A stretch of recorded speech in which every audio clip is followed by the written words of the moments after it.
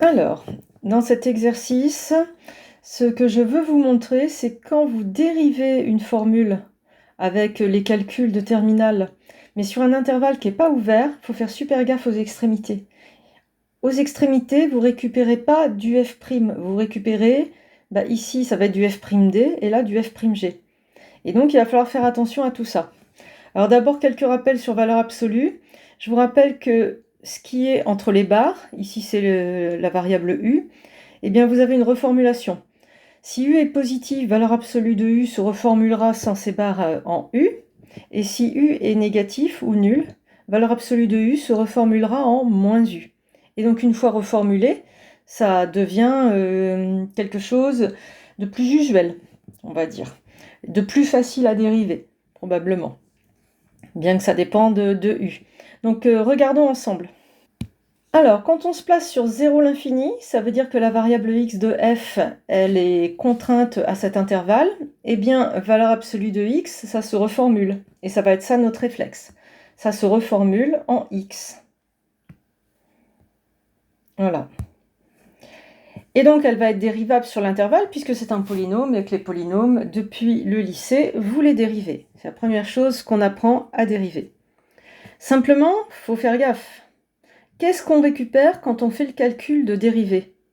Eh bien, sur l'intervalle ouvert, il n'y a pas de problème. Vous récupérez du f', du vrai f'.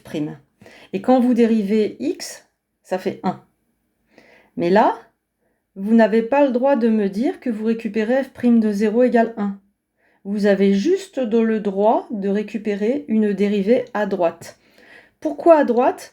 Parce que vous feriez tendre x par la droite vers 0 si vous vous intéressiez au taux de variation. Donc en fait, 0, c'est l'extrémité gauche de l'intervalle, mais parce que dans la limite du taux de variation, on ferait tendre les x par la droite, on va parler de dérivée à droite en 0. Et donc, ça va donner ça.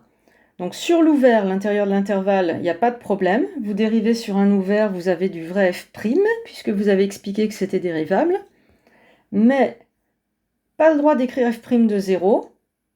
La définition qui est dans votre poly de cours, c'est simplement dérivé à droite. Et donc, vous avez f'd de 0 égale 1. C'est ça que vous récupérez de votre calcul pour l'extrémité 0.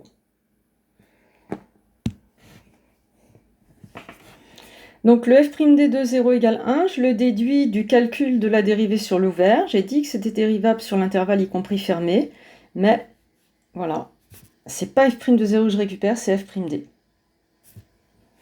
On regarde sur moins l'infini 0, ça va être la même chose et on va comprendre pourquoi c'était extrêmement important de ne pas mettre f' de 0.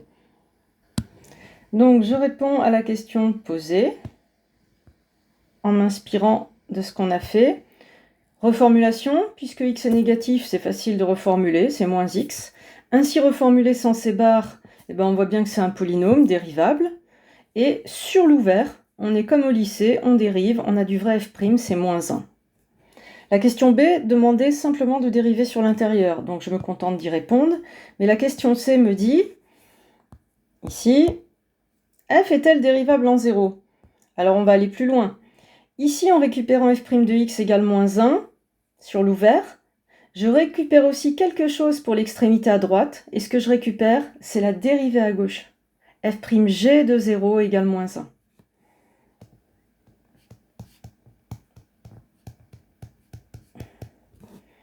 Ça veut dire qu'il y a une demi-tangente à droite avec une pente de 1 et une demi-tangente à gauche avec une pente de moins 1. Donc on n'a pas de tangente en 0, il y a un pic sur la courbe et ça, c'est un signe de non-dérivabilité en 0. Donc là, on observe